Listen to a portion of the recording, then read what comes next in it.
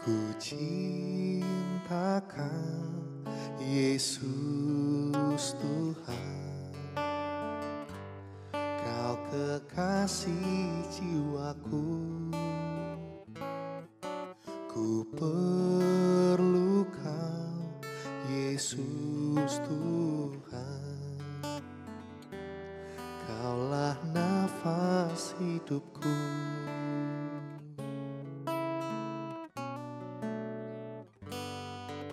Ku cinta Kau, Yesus Tuhan.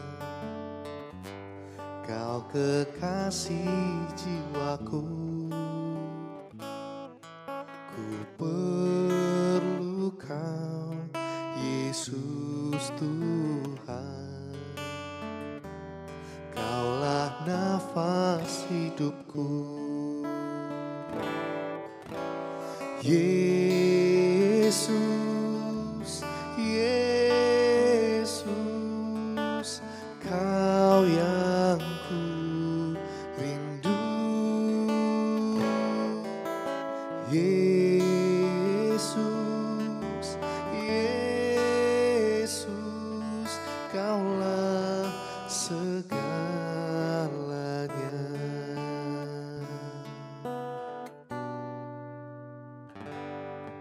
Ku cinta Kau, Yesus Tuhan. Kau kekasih jiwaku, ku perlu Kau, Yesus Tuhan. Kaulah nafas hidupku.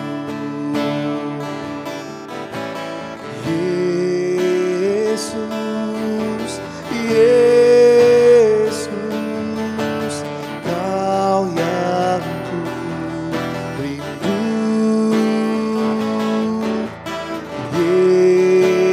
Yesus, Yesus, Kaulah segalanya.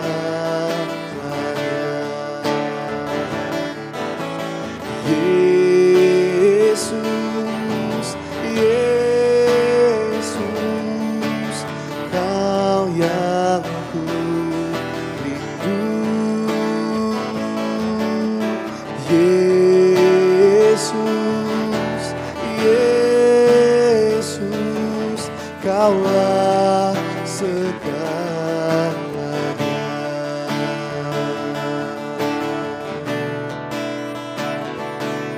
Kau Yesus Tuhan, kerinduanku.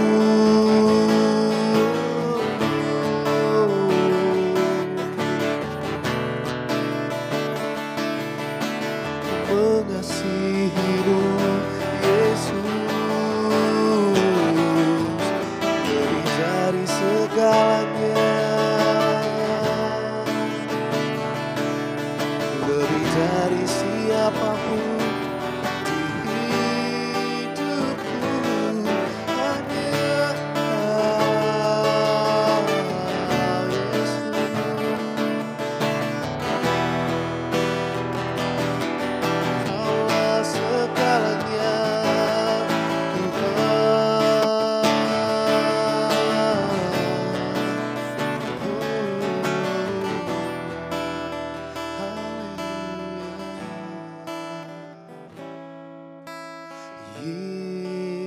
Yesus, Yesus, Kau yang ku rindu. Yesus, Yesus, Kaulah segalanya.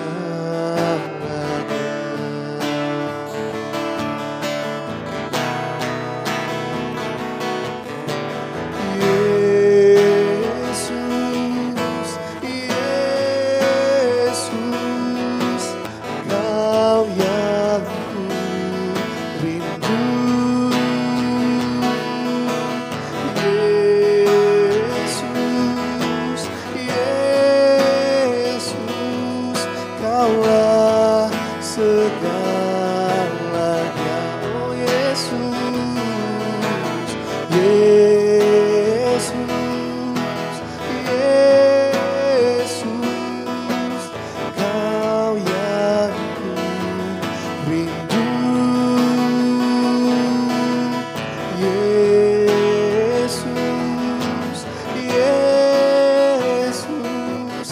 Kaulah segalanya,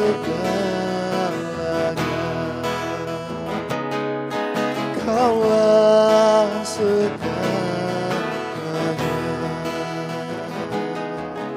Kaulah segalanya.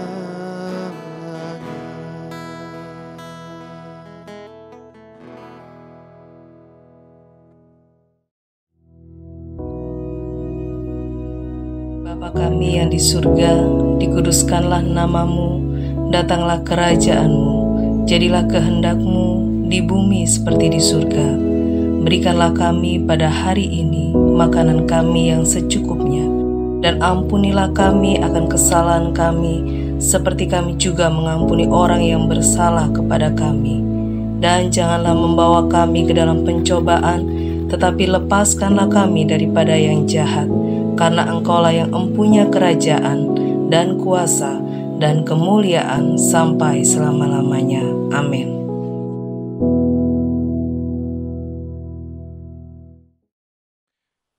Haleluya, puji nama Tuhan. Shalom. Selamat pagi di pagi hari yang terakhir di tahun 2022. Saudaraku yang dikasihi oleh Tuhan Yesus, memang mungkin apa yang terjadi di 2022 tidak semuanya sesuai dengan kehendak dan pengharapan kita. Tapi mari pada pagi hari ini kita mau belajar kebenaran firman Tuhan. Dan kalau mungkin dunia punya sebuah istilah ketika hendak mengakhiri sebuah tahun, biasanya ada istilah kaleidoskop, ya, di mana ada ringkasan-ringkasan kejadian dalam tahun ini yang menjadi highlight, ya, yang menjadi peristiwa-peristiwa yang penting untuk diingat. Pagi hari ini saya akan mengajak kita untuk sama-sama, di dalam bahasa Inggrisnya dikatakan count our blessings, menghitung berkat-berkat dari Tuhan. Ada lagunya juga, hitung berkatmu satu-satu, ada yang begitu, ada yang berkat Tuhan mari hitunglah, banyak terjemahannya. Namun yang jelas pagi hari ini kita mau sama-sama belajar kebenaran firman Tuhan. Nah, saudara coba lihat gambar yang akan saya tampilkan berikut ini. Ya, orang ini bernama Lou Gehrig. Nah, Lou Gehrig ini adalah pemain baseball yang berada atau berasal atau klubnya adalah New York Yankees.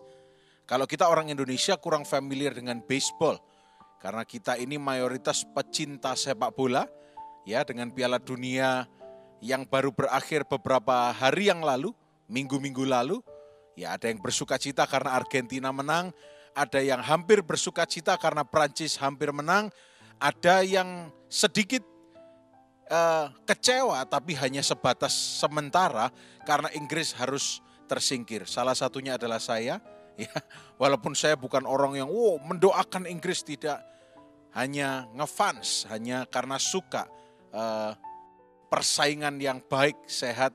Namun karena harus kalah tidak apa-apa. Bagi penggemar Argentina selamat.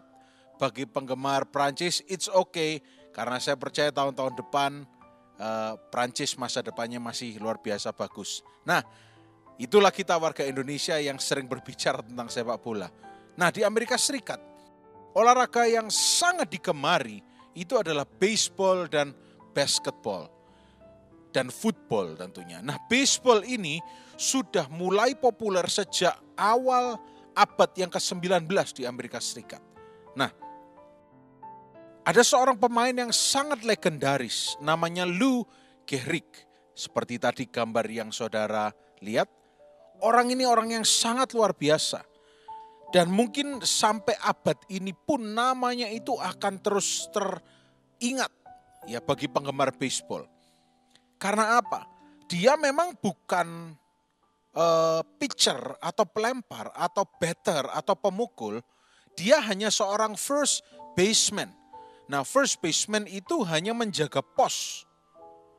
Dan tidak umum seorang first baseman itu bisa menjadi terkenal melebihi catcher, pitcher, pelempar, atau batter, pemukul. Nah, tetapi Lou Gehrig ini punya kisah yang luar biasa. Statistiknya dalam sejarah baseball itu outstanding, sangat luar biasa. Tapi yang dia lebih terkenal lagi itu adalah di mana dia tidak pernah absen sebanyak 2.130 game atau permainan sepanjang tahun 1925 sampai 1939. Coba saudara bayangkan, 14 tahun tidak pernah berhenti, tidak pernah absen karena sakit, karena begini, karena sakit menurut kita ya. Tidak pernah absen, artinya selalu bermain. Ya. Itu rekornya terus teguh berdiri sampai dipecahkan pada tahun 1995. Bayangkan berapa puluh tahun rekor itu berdiri teguh. Nah, akhirnya Lou Gehrig ini masuk ke dalam Baseball Hall of Fame, ya. Baseball Hall of Fame di mana pemain-pemain yang legendaris saja yang punya kontribusi yang besar terhadap game baseball itu yang bisa masuk ke sana. Lou Gehrig masuk ke sana. Tapi yang tidak orang ketahui adalah sepanjang 2130 game itu, Lou Gehrig itu bermain sambil mengalami yang pertama, broken thumb, jempol yang retak. Broken toe, jari kaki yang retak. Dan juga back spasm, pinggang atau punggung yang mengalami spasm. Ototnya itu kalau bahasa Indonesia itu kecetit gitu ya. Tidak nyaman sekali berolahraga kecetit, itu tidak bisa. Apalagi harus berlari, jatuh ke bawah, ambil bola dan sebagainya. Tidak nyaman sekali. Tapi dia tetap bermain. Nah, akhirnya di penghujung karir baseballnya, Lou Gehrig ini di X-ray. Dan kemudian dokter menemukan ada 17 keretakan. 17 keretakan yang berbeda, yang pulih. Ya, saya ulangi, 17 keretakan di spot atau titik yang berbeda, yang sudah pulih. Pulihnya kapan? Ketika Gehrig terus bermain. Ketika Gehrig terus berkarir. Ada 17 titik berbeda keretakan tulang yang sembuh. Beberapa minggu setelah itu, Lou Gehrig didiagnosis terkena penyakit yang sekarang kita kenal sebagai ALS. Atau sebetulnya nama medisnya adalah amyotrophic lateral sclerosis. Penyakit apa itu? Itu penyakit yang menyerang sistem syaraf. Jadi penyakit yang menyerang sistem syaraf secara progresif sehingga mempengaruhi sistem syaraf, sistem otak, kemudian tulang belakang, ya, dan kemudian menyebabkan seseorang itu kehilangan kendali akan otot-ototnya. Beberapa tahun yang lalu terkenal yang namanya Ice Bucket Challenge, ya, yang kurang lebih gambarnya seperti ini. Dan ini untuk memperingati atau bersimpati kepada orang yang mengalami ALS, karena kurang lebih perasaannya seperti itu, numb. Rasanya kalau diguyur air dengan es batu itu rasanya tidak punya kendali akan otot-ototnya. Nah, kurang lebih seperti itu. Dan orang yang mengalami ALS ini menurut medis umurnya tidak panjang, mungkin hanya 5-10 tahun. Sebab bisa mengalami gagal jantung karena ototnya semua akhirnya tidak berfungsi dengan baik. Nah, tapi yang ingin saya bagikan pada saudara, seorang Lou Gehrig, ya, selama berkarir 14 tahun, memecahkan rekor, memegang rekor itu sampai tahun 1995. Dia bukan cuma mengalami kemenangan, dia mengalami bukan cuma kekalahan juga, tapi tulangnya patah, tulangnya retak. Tapi dia tetap bermain. Dia tetap maju. Dan yang anehnya, selama dia bermain, justru tulang-tulang yang retak itu tadi sembuh dengan sendirinya. Tenaga medis pun bingung. Tenaga medis pun tidak mengerti mengapa itu bisa terjadi. Nah, kemudian Lou Gehrig ketika dia melakukan pertandingan perpisahan, dia berkata kepada fansnya, para fans saya, selama 2 minggu terakhir, mungkin kalian mendengar bahwa saya menderita penyakit ini dan penyakit ini, dan kalian sudah mendengar apa yang saya alami di dalam karir saya. Tapi hari ini saya mengatakan bahwa saya adalah orang yang paling beruntung di dunia. Ini kata Lou Gehrig. Lou Gehrig memberi contoh yang baik bahwa menghadapi segala tantangan, dia memilih untuk menghitung berkatnya. Dia memilih untuk tidak menghitung cedera yang dia alami. Dia tidak memilih untuk menghitung hal-hal yang buruk yang menimpa dia. Tapi bahkan sampai akhir karirnya, di pertandingan terakhirnya dia bilang, I consider myself the luckiest man in this planet. Orang yang paling beruntung di planet bumi ini. Dia mengatakan itu dengan kondisi tulang yang retak yang sudah pulih dan menderita penyakit ALS. Nah saudara, manusia, saya dan saudara,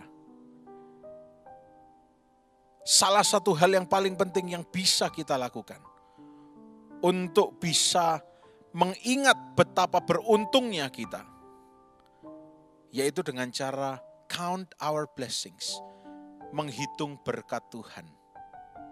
Di akhir tahun ini, apapun yang saudara-saudara alami, saya yakin berkat Tuhan itu ada dalam hidup kita. Dan yang bisa kita lakukan di akhir tahun ini adalah menghitung berkat Tuhan.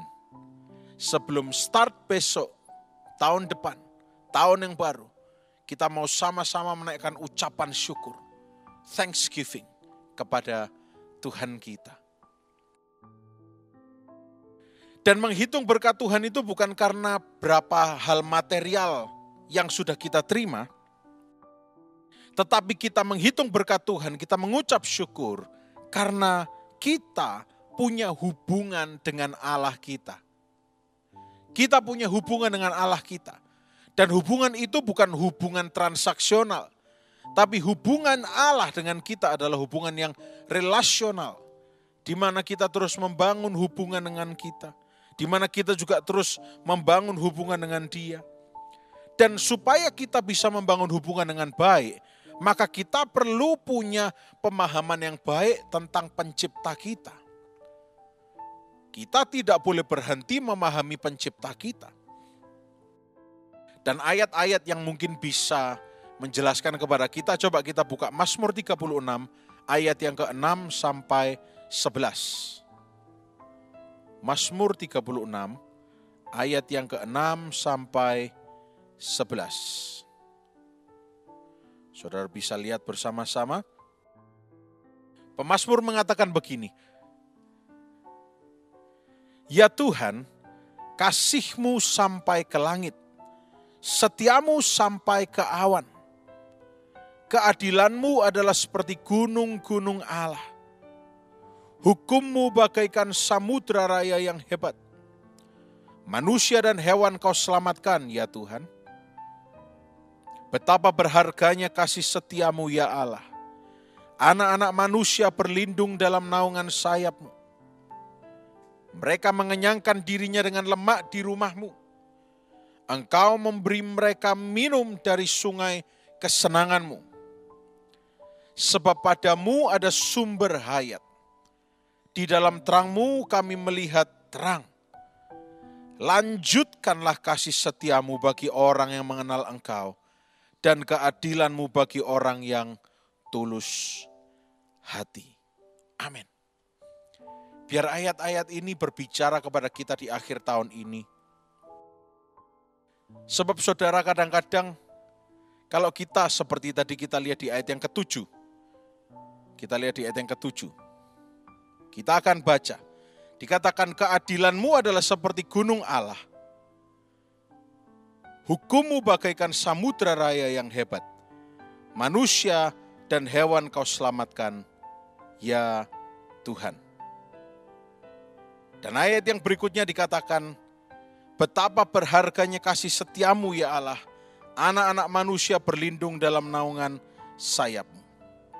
Nah, kalau kita lihat di dua ayat ini berbicara tentang keadilan Tuhan, berbicara tentang kehebatan hukum Tuhan, berbicara tentang kasih setia Tuhan. Di dalam bahasa Inggrisnya faithfulness itu digambarkan, kalau di dalam bahasa Indonesianya dikatakan berharga. Tapi dalam bahasa Inggrisnya itu dikatakan unlimited and unimaginable. Tidak terbatas. Nah, kalau dikatakan tidak terbatas, berarti sebanyak-banyaknya kita menghitung, tidak akan selesai bisa kita menghitung kesetiaan Tuhan, kebaikan Tuhan, keadilan Tuhan, dan hukum Tuhan itu ada. Jadi kalau saudara merasa, aku merasa tidak diberkati karena aku selalu disalahi oleh orang lain, keadilan Tuhan itu ada. Semakin kita hidup benar, memang tidak memungkiri bahwa akan banyak ketidakadilan yang bisa terjadi. Tapi Allah kita adalah hakim yang adil. Dikatakan hukummu bagaikan samudra yang hebat, tadi kita baca. Artinya saudara, bahwa kita ini tidak perlu merasa kurang diberkati. Ya, aku tidak sehat, aku tidak diberkati. Maka yang bisa kita lakukan adalah menghitung apa yang sudah Tuhan nyatakan. Seperti tadi Luke Hrig. Kalau Luke Hrig bilang, aku tidak bisa main lagi, tanganku patah. Rekornya tidak akan berdiri sampai hari ini. Dan tidak akan ada sebuah kejadian yang mencengangkan, yaitu keretaan-keretaan itu sembuh sendiri. Ya, sembuh sendiri tanpa harus berhenti bermain. Tanpa harus berhenti bermain. Dimana yang saya tahu kalau tangan retak itu harusnya berhenti bermain. Kalau teknologi zaman sekarang itu mingguan hingga bulanan. Kalau zaman dulu tahun 20-an saya tidak tahu. Mungkin teknologinya belum seperti sekarang. Tapi Luke Hrig tetap terus bermain. Dan akhirnya yang terjadi dalam hidupnya sesuatu yang dokter pun tercengang-cengang. Semua keretaannya itu pulih. Hanya terlihat bekas pernah retak saja. Nah, saudaraku yang kasih oleh Tuhan Yesus. Lalu kita belajar sama-sama dalam Lukas. Pasal yang ke-18. Tuhan Yesus berbicara. Tuhan Yesus menceritakan. Ayat yang ke-10 sampai 14. Kita semua tahu kisahnya. Mungkin saudara pernah membaca, diceritakan ada dua orang yang pergi berdoa ke bait Allah. Yang satu itu Farisi, yang satu pemungut cukai. Dan orang Farisi itu di ayat 11 dikatakan, berdiri berdoa dalam hatinya, ya Tuhan, aku mengucap syukur karena aku tidak sama seperti semua orang lain. Aku bukan perampok, aku bukan pezina, aku bukan orang lalim, dan bukan seperti pemungut cukai ini. Ayat 12, aku berpuasa 2 kali seminggu, aku memberikan perpuluhan. Ayat 13, pemungut cukai itu datang ke bait Allah juga. Ya. Tapi dia berdiri jauh-jauh. Bahkan pemungut cukai ini tidak berani melihat ke langit. Melainkan pemungut cukai ini memukuli dirinya dan berkata, ya Allah, kasihanilah aku orang berdosa ini. Ayat 14, Yesus berkata, aku berkata kepadamu, orang ini pulang ke rumahnya sebagai orang yang dibenarkan Allah, dan orang lain itu tidak. Sebab barang siapa meninggikan diri, ia akan direndahkan, dan barang siapa merendahkan diri, ia akan ditinggikan. Di sini Yesus memberi sebuah garis batas yang jelas, bahwa ketika ada attitude atau sikap yang mengatakan, Tuhan, aku bersyukur bahwa aku tidak seperti orang itu. Itu bukan sebuah jalan yang terbaik untuk membuat kita lebih dewasa dan membuat kita mengalami kepuasan rohani. Bukan. Ini kata Tuhan Yesus. Hanya merasa beruntung bahwa kita bukan orang lain, bahwa kita bukan orang yang menurut kita itu jelek, itu hanyalah sebuah kepuasan sementara. Dan itu hanya sebuah pendekatan yang singkat dalam kehidupan ini. Bukan sebuah sikap yang akan membuat kita terlontar kepada level yang berikutnya. Enggak. Tapi justru itu akan membuat kita tetap berada di level yang sama. 2020 begini, 2021 begini, 2022 ya masih begini-begini saja. Tuhan, aku bersyukur. Ya mungkin kita seperti ini. Tuhan, aku bersyukur aku 2022 masih bisa hidup. Untung Tuhan, aku masih bisa makan. Tidak kayak orang itu. Tidak bisa makan, tidak ke gereja lagi. Nah itu. Itu sebuah sikap yang tidak ditolerir oleh Tuhan Yesus. Karena itu saudara, yang perlu kita lakukan adalah count our blessings. Bukan count my blessings and compare it to other people's blessings. Menghitung berkatku dan membandingkannya dengan berkat orang lain. Bukan. Tapi kita lihat ke dalam kita. Kita tahu bahwa di dalam kita isinya tidak semuanya blessings yang kita alami. Mungkin ada sickness. Mungkin ada rasa kecewa. Mungkin ada rasa malu sepanjang 2022. Mungkin ada rasa sakit. Mungkin ada kehilangan. Tapi firman Tuhan ajarkan, count our blessings. Hitung berkat kita. Hitung berkat kita. Ini tidak berbicara supaya kita menjadi orang yang materialistis. Tetapi ini mengajarkan kita untuk hanya pandang Tuhan dengan penuh ucapan syukur atas apa yang Dia sudah kerjakan dalam hidup kita. Maka kita bisa naik kepada level yang berikutnya, yaitu mengucap syukur akan apa yang akan Tuhan kerjakan di dalam kehidupan kita sepanjang besok pagi kita membuka mata, tahun yang baru, besok saudara beribadah, membuka mata, mengucap syukur, bahkan mungkin nanti sore juga saudara ibadah, akhir tahun, count your blessings, hitung berkatmu, ucapkan syukur, Tuhan terima kasih untuk ini, Tuhan terima kasih untuk ini, aku percaya Engkau akan melanjutkan kasih setiamu, aku percaya aku akan melihat kebaikan Tuhan, katakan. Karena firman Tuhan mengajarkan kepada kita saudara bahwa seperti yang tadi kita baca di Mazmur 36, saudara tadi sudah baca di salah satu ayatnya di dalam bahasa Inggris dikatakan ada kata the fountain of the living water. Ya, the fountain of the living water. Nah, saya tidak akan bacakan semuanya karena nanti terlalu panjang. Kadang-kadang saudara, orang-orang itu seringkali melupakan atau tidak menganggap hal apa yang Tuhan pandang itu sebagai tempayan yang lobang atau tempayan yang retak. Padahal Tuhan sudah bilang hati-hati, itu keretaan yang harus ditutup. Kalau tidak ditutup, maka itu tidak akan bisa menampung air dengan sempurna. Maka itu tidak akan bisa membuat orang itu tetap utuh. Tapi inilah yang seringkali saudara dan saya lakukan. Ya. Kita berbalik dari Tuhan, entah itu melalui keacuhan kita, pembiaran kita, atau kita kurang mengasihi Tuhan, atau kita kurangnya komitmen dari bagian kita kepada Tuhan, sehingga cracked spots atau tempayan yang retak itu tadi tidak bisa menampung air dengan baik. Tidak bisa menampung kasih, pengharapan, dan iman. Ada yang bocor.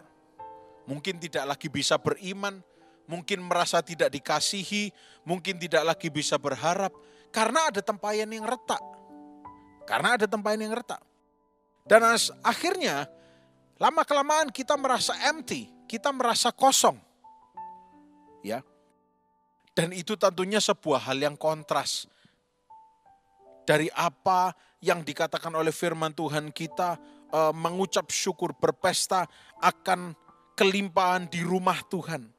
Dan juga dibacakan tadi, minum dari sungainya Tuhan, sungai kebahagiaannya Tuhan. Nah, mengapa kok kita tidak mau, kok kita mau menyerahkan meminum sungai dari sungainya Tuhan, dan juga berpesta dalam kelimpahan di dalam Tuhan, kita mau menyerahkan itu dengan sesuatu yang tidak akan pernah memuaskan kita. Dan untungnya, puji Tuhannya, hari ini kita belajar bahwa Tuhan Allah kita itu faithfulness-nya, kasih setianya, unlimited. Dia Tuhan yang setia menanti kita walaupun kita tidak setia. Dan dia akan selalu welcome kita kembali. Ketika kita sadar bahwa kita sudah berbuat yang tidak baik, ketika kita sudah melakukan hal yang menurut kita sudah buruk, we messed up. Dan mungkin kita sudah melewatkan, we missed out on all God's desires. Semua kehendak Tuhan kita sudah lewatkan. Kita ganti dengan hal-hal yang memuaskan kita untuk sementara. Tapi pagi hari ini, biar kita sadar, biar kita memang mungkin menghadapi tantangan-tantangan seperti Luke-Rich. Mungkin lebih berat, mungkin lebih ringan. Tapi biar kita juga menjadi orang yang tercatat di dalam Hall of Fame-nya kerajaan surga. Orang ini sudah mengalami banyak tantangan, tapi dia tetap maju. We choose to count our blessings. Kita memilih untuk tetap maju dan menghitung berkat Tuhan dalam hidup kita. Nafas hidup kita ucapkan syukur. Kesehatan tubuh kita ucapkan syukur. Saya percaya seperti yang Luke-Rich alami, setiap broken bones Tuhan akan pulihkan dalam kehidupan kita. Setiap apapun yang sudah patah, Tuhan akan pulihkan. Dan setiap cracked pots, setiap tempayan yang retak, mungkin masih seperti rambut halus keretakannya, tapi itu menyebabkan air bisa keluar dari tempayan itu. Berkat Tuhan bisa mengalir, bisa bocor, dan kita kehabisan ucapan syukur, karena ada yang belum ditambal, ada yang belum diganti baru. Biar di akhir tahun ini, kita sadar, kita membuka mata dan kita katakan, Tuhan, terima kasih untuk berkat-Mu sepanjang 2022. Dan mungkin iblis akan ingatkan, berkat apa? Kamu banyak mengalami kesialan, kamu banyak mengalami kesusahan. Shh. Aku mau berbicara dengan Tuhanku, aku mau mengucap syukur untuk berkat Tuhan yang sudah Tuhan nyatakan dalam hidupku. Dan seperti di hari Natal kemarin, aku percaya Tuhan akan lakukan lagi keajaiban dalam kehidupanku di tahun yang akan datang. That's a way to end our 2022. Itu adalah cara kita mengakhiri 2022. Biar nama Tuhan dipermuliakan melalui kehidupan kita di akhir 2022. Dan juga mengawali 2023. Kita juga tetap mempermuliakan nama Tuhan. Karena kita mau mengucap syukur sepanjang tahun depan kepada Tuhan kita. Selamat mengakhiri tahun ini. Dan selamat menyongsong tahun yang baru. Tuhan Yesus memberkati kita semua. Amin. Dan karena ini akhir tahun, mari kita ambil waktu untuk berdoa secara khusus. Mengakhiri tahun ini, kita sama-sama mau letakkan setiap kekecewaan kita letakkan setiap hati yang terluka, dan kita mau percaya kepada Tuhan, kita mau menghitung berkat Tuhan, kita mau mempercayai Tuhan untuk tahun yang baru. Karena Tuhan itu tidak pernah berubah. Kalau dia baik, dia setia, dia setia. Dia luar biasa, dia akan tetap luar biasa. Biar kita yang semakin menikmati kebaikan Tuhan, semakin menikmati kemahakuasaan Tuhan, semakin menikmati keluar biasaan Tuhan di tahun yang akan datang. Tuhan Yesus, di pagi yang terakhir di tahun 2022 ini, kami mengangkat hati kami mau menghitung berkat kami mengucap syukur untuk apapun yang telah Kau lakukan dalam hidup kami di 2022. Dan kami mempercayai dengan penuh ucapan syukur, kami mempercayai 2023, kami maju bersama denganmu. Di dalam nama Yesus Kristus, 2023 sepanjang tahun, hati kami dipenuhi dengan ucapan syukur, karena mempercayai karya-karya yang dahsyat oleh Tuhan kami. Dan biar di hari yang terakhir ini, sepanjang hari ini kami semua sehat, diberkati, dan dibungkus dengan darah Yesus. Di dalam nama Tuhan Yesus Kristus, kami berdoa dan kami mengucap syukur. Haleluya. Amin. Tuhan Yesus memberkati.